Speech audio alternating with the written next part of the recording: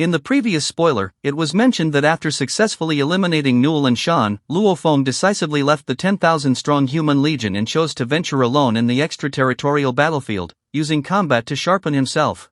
After fighting a peak immortal army lord from the affiliated race under the Demon Clan faction, the corpse-devouring clan, Luo Feng was able to easily inflict heavy damage on the opponent using his mastery of the laws to suppress them, leaving them powerless to resist.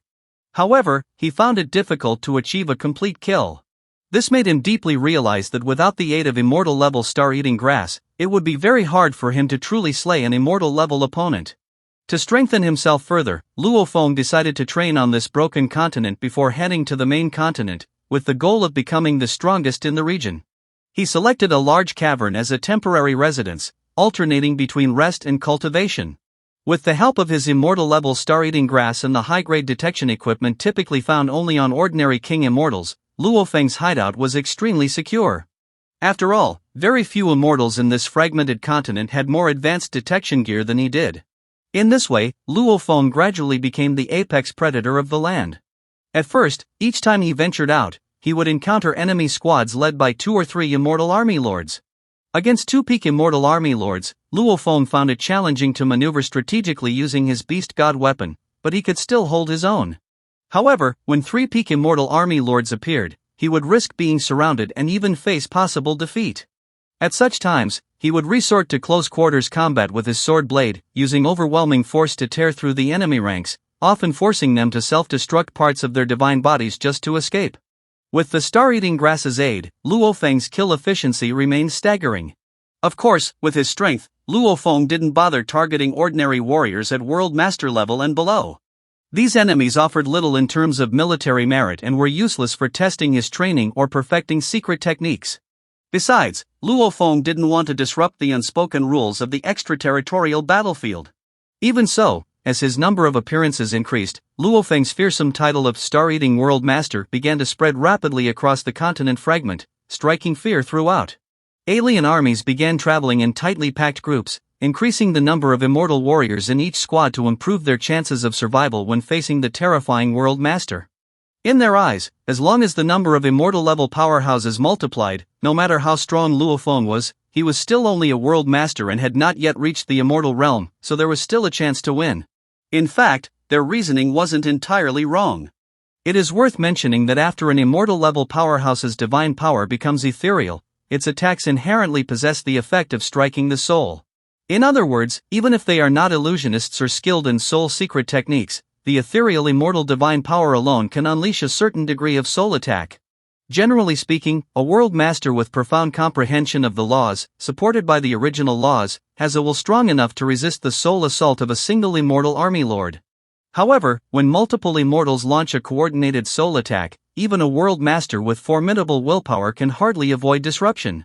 Their movements become sluggish, combat effectiveness drops, and they may even be unable to escape. Under normal logic, for a world master to retreat unscathed from such a siege is already incredibly difficult. To kill one of the immortal attackers in return would be nearly impossible. But what the alien immortal army lords hadn't anticipated was that the Luo Feng they faced was no ordinary man. His resistance to soul attacks far exceeded that of others at his level. Even when attacked by over a dozen immortal army lords simultaneously, his will remained unshaken. What they didn't know was that the soldier-grade armor Luo Feng wore not only had exceptionally strong physical defenses, but also possessed special properties that countered soul attacks. The soul shocks that were meant to pierce directly into his sea of consciousness were greatly weakened upon passing through the armor. Combined with Luo Feng's own mastery of soul defense techniques, almost none of the attacks could truly affect his mind or movements. Moreover, Luo Feng had cultivated a soul defense technique created by the universe overlord Shi Luo Duo, known as Beast God Roar. This technique was vastly superior to the Void Tower. The Void Tower functions as a passive defense, merely withstanding and enduring until the enemy's soul attack is exhausted. Beast God Roar, in contrast, is an active defense. It manifests a phantom of the Beast God that roars to shatter all soul attacks attempting to invade the consciousness. To put it simply, the Void Tower is like a sturdy city wall, while Beast God Roar is a fortress with both offensive and defensive capabilities. Between the two, the latter naturally offers superior protection. Even so, the sheer increase in the number of immortal enemies inevitably reduced Luo Feng's kill efficiency. His accumulation of military merits slowed down as a result, but Luo Feng didn't mind. After all, he had already planned to stay in the extraterritorial battlefield for an extended time and was never in a hurry to earn military merits. On the contrary, the mounting pressure from so many immortal-level enemies only pushed him to further temper himself. In the life-or-death struggle, he became more aware of flaws in his techniques, which he could then refine and perfect. He even treated one of the demon armies as his sparring partner. Whenever he made progress in his blade techniques, he would actively hunt them down the moment they left their base, and once, he even succeeded in killing one of their immortal commanders. This demon race army had never realized that their base had long been exposed within Luo Feng's detection range. Every one of their movements was instantly captured by Babata and relayed to Luo Feng in real time. They mistakenly believed that it was simply bad luck that led them to be repeatedly ambushed and attacked by Luo Feng. Of course, during Luo Feng's 100 years of solo combat, things weren't always smooth, especially after the number of enemy immortal army lords suddenly increased. As his reputation grew, some alien armies began deliberately setting traps specifically targeting him. Although Luo Feng could usually detect these traps in advance thanks to his advanced detectors, he would still sometimes walk into them on purpose to test his progress in cultivation, only to end up in extremely dangerous situations. One such instance was especially perilous. What appeared to be an ordinary army turned out to be an escort unit for a World Master-level Zerg queen. Suddenly, hundreds of thousands of Zerg warriors launched a coordinated strike, a force powerful enough to severely injure even a low-tier king immortal, let alone Luo Feng, who was only at the World Master level. Though he activated his Beast God weapon to defend with full force, the backlash was still overwhelmingly powerful. Even with his soldier-grade armor protecting him, Luo Feng was instantly shattered into dust. However, in the eyes of the Zerg Queen, Luo Feng appeared completely unharmed, leading it to mistakenly believe he had mastered some kind of incredible secret technique. It immediately ordered a retreat. In fact, Luo Feng had saved himself by instantly deploying his Masha clan clone from within his world ring. The disguise was so perfect that even Universe Venerables could barely detect it, let alone a mere World Master level Zerg Queen. Taking advantage of the confusion, Luo Feng swiftly withdrew from the battlefield. Of course, if it had come down to a full-on fight, Luo Feng would still have had a significant advantage. After all, one of the many trump cards in his arsenal included a Zerg hive housing 1,000,000 units of king-level Zerg warriors. When Luo Feng first requested it, Irina's astonishment and barely hidden excitement made it clear, even within the Zerg race, not every Zerg queen was granted such immense resources or status. Normally, unless one is a core member of the Zerg race, it's impossible to possess such a massive insect army. And a queen who can command such a force is undoubtedly of extraordinary rank within the Zerg hierarchy. Precisely because of this, Luo Feng's decision to retreat so as not to needlessly consume Irina's strength was undoubtedly the wisest choice. Then you may be curious why, during Luo Feng's previous battles with the enemy's immortal-level warriors, their subordinates didn't launch a collective energy attack to seriously injure him? In fact, it wasn't that they were unwilling, but they simply weren't capable of doing so. These warriors were all independent individuals with self-consciousness and are far from being like the Zerg warriors who are controlled by the unified consciousness of the Queen, allowing them to concentrate their energy on a single point and maximize their attack power without any internal conflict. In contrast, a legion of independently conscious beings, if unable to achieve perfect coordination, would already be doing well to retain 80% of their combined power after the mutual offset of energies when attempting a joint attack. More importantly, 90% of soldiers in a typical army are only at the universe level. Such energy attacks are essentially meaningless in battles involving immortal-level beings. Worse yet, being too close to the battlefield risks them getting annihilated by the shockwaves alone. So, once Luo Feng locks onto a target and initiates an assault, all World Master level and lower soldiers retreat to at least 1,000,000 kilometers away to avoid being caught in the crossfire. Through years of combat tempering, Luo Feng's accumulated battle experience allowed him to continuously refine his blade techniques, causing his strength to improve by leaps and bounds. Even many alien immortals began to realize that fighting Luo Feng was becoming increasingly difficult. After 100 years, he finally built upon the foundation of the hidden Shadow 7 blades, evolving and crafting a new, far more powerful 7-style blade technique. After all, the old technique no longer matched Luo Feng's current level of law comprehension, it could no longer fully unleash his combat potential. Only a self-created technique could be perfectly tailored to his strengths and draw out his full power. Once the new blade technique took shape, Luo Feng was eager to test it in real combat. After all, only true battle could expose flaws in his secret technique and allow it to be polished and perfected. To find worthy opponents, Luo Feng ignored enemy units with just a few immortals. Those were far too weak and posed no challenge. What he needed was extreme pressure, the kind that could push him to his limits and trigger breakthroughs. His ideal opponents were marquee immortals. Unfortunately, in this vast expanse of fragmented continent, such high-ranking immortals were exceedingly rare and hard to encounter. Eventually, Luo Feng set his sights on an enemy force led by 12 alien immortals. To provoke them, he launched a surprise laser bombardment on their base. Furious, the 12 immortals immediately unleashed their law domains. However, upon realizing the attacker was the infamous Star-Eating World Master, they didn't dare act rashly and instead tried to persuade Luo Feng to retreat with calm words. To no avail, Luo Feng ignored them and even taunted them before drawing his blade and launching a sudden assault. A fierce battle erupted instantly. The alien immortals retaliated with soul attacks, but they had no effect on Luo Feng. Seeing that soul assaults were useless, the aliens switched tactics, expanding their law domains in an attempt to suppress Luo Feng's world projection while attacking him with weapons from all sides. Yet even with 12 immortals joining forces, the combined law domain they managed to form could only barely remain stable, merely preventing their overall strength from being completely suppressed. It posed no real pressure on Luo Feng.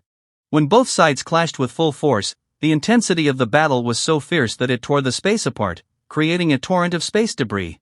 The 12 aliens coordinated seamlessly, and when several of them launched a joint attack, the terrifying impact, even with armor protection, still left Luo Feng injured. And it was at that moment, while wounded, that Luo Feng unleashed his full power for the first time. With an exquisitely refined movement technique and his newly forged supreme blade skill, he unleashed such a devastating strike that one of the alien immortals couldn't withstand it and was instantly shattered. Seizing the moment, Luo Feng released his star-eating grass, aiming to devour the opponent's divine body before it could reassemble. The remaining alien immortals, upon seeing this, immediately joined forces to suppress the star-eating grass. Their law domains surged with violent power, making it difficult for the star-eating grass to fully bloom. Yet to their horror, they discovered that even with 12 of them working together, they could not slay Luo Feng. Instead, they gradually began to fall into a disadvantage under the assault of his ghost-like, elusive movement technique. Left with no choice, one of the alien immortals risked severe injury to forcibly activate a powerful innate secret technique, hoping to suppress Luo Feng and create a fleeting opening for his comrades to strike a killing blow. But Luo Feng instantly responded by coordinating the star-eating grass with the activation of his blood river power, making his movements even more refined and unpredictable. With the blood river power enhancing his sensitivity to original law of space, he moved through space as effortlessly as a fish swims through water, fluid and unimpeded. Moreover, Luo Feng's current movement technique was a fusion of 3 advanced secret techniques, a technique gifted by Primal Chaos City Leader, a personal evasion skill created by the Universe Overlord Shi Luo Duo, and a high-level flight technique inherited from the Golden-Horned Beast's bloodline memories. The integration of all 3 formed a peerless, unpredictable movement technique that was nearly impossible to counter. With the alien side already at a disadvantage, the situation took a sharp turn for the worse when the innate secret technique failed and the star-eating grass bloomed in full. Overwhelmed, they were forced onto the defensive. Meanwhile, Luo Feng, thriving under the life-or-death pressure, refined and elevated his blade technique mid-battle. In a seamless combo with the star-eating grass, he successfully killed an alien immortal. The remaining alien immortals realized with dread, if even with 12 working in unison one of them could still be slain, then continuing the fight would only lead to more casualties. They had no choice but to flee in all directions. Given that Luo Feng didn't possess teleportation abilities, it was impossible for him to chase down every escaping enemy. He chose to lock onto one fleeing target and pursued with full force, using his powerful world projection to suppress the target's escape speed. Realizing he had become Luo Feng's chosen prey, the alien immortal desperately invoked the name of Giant Stone, a fellow marquee immortal, hoping Luo Feng would back down in fear of his notorious ally. Little did he know, Luo Feng had been hoping to find a marquee immortal to test his skills. Without hesitation, he struck the alien down. Even knowing the spoils of battle were marked with Giant Stone's spiritual imprint, Luo Feng showed no fear. He took the loot and actively traveled to a cave dwelling, waiting calmly for Giant Stone to come find him. During the days waiting for Giant Stone's arrival, Luo Feng did not waste time but continuously reflected on the gains and losses of his battles, persistently refining the new blade technique he created. However, during this process of improvement, he discovered a problem. Although the new blade technique had taken shape, it could not produce the same intimidating pressure effect as the first form of the beast god weapon. Since Luo Feng was still at the world master level, controlling the spiritual weapon relied on the world power. Currently, only with the amplification granted by his soldier-grade armor could his blade technique overpower the beast god weapon.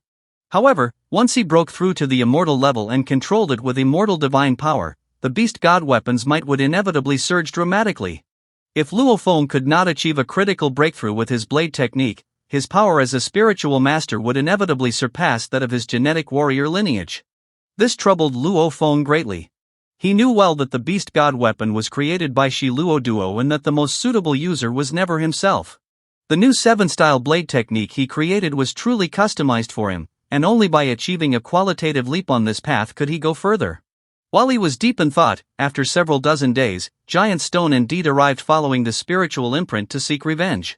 Luo Feng, who had long foreseen everything, had already made full battle preparations. The battle erupted instantly. Unlike previous times when facing immortal army lords and crushing them with world projection, this time Luo Feng could not shatter his opponent's law domain. The reason was that marquee immortals had learned to integrate their comprehension on upper law into their law domains, making them more solid and stable. As a rock lifeform, Giant Stone's body was naturally far tougher than ordinary life, and combined with his massive size, every hammer strike contained terrifying power. Luo Feng could only rely on agile movement and high-speed dodging but was clearly being suppressed. Even more troublesome, as a rock lifeform, Giant Stone's body defense was far stronger than ordinary marquee immortals, even several times stronger. Luo Feng's attacks on him felt like mere scratches, barely causing any real damage. Faced with this situation, Giant Stone simply ignored Luo Feng's attacks and focused solely on offense. Over time, Luo Feng was forced onto the defensive, and defeat seemed inevitable. After all, he could neither hurt his enemy nor force him to retreat. A single lapse could mean death beneath the hammer. So, how will Luo Feng break out of this predicament? Will he choose to counterattack and turn the tide, or make a decisive retreat? Feel free to share your guesses in the comments. Well, that's all for this video. Thanks for watching this video. Wish you a wonderful day.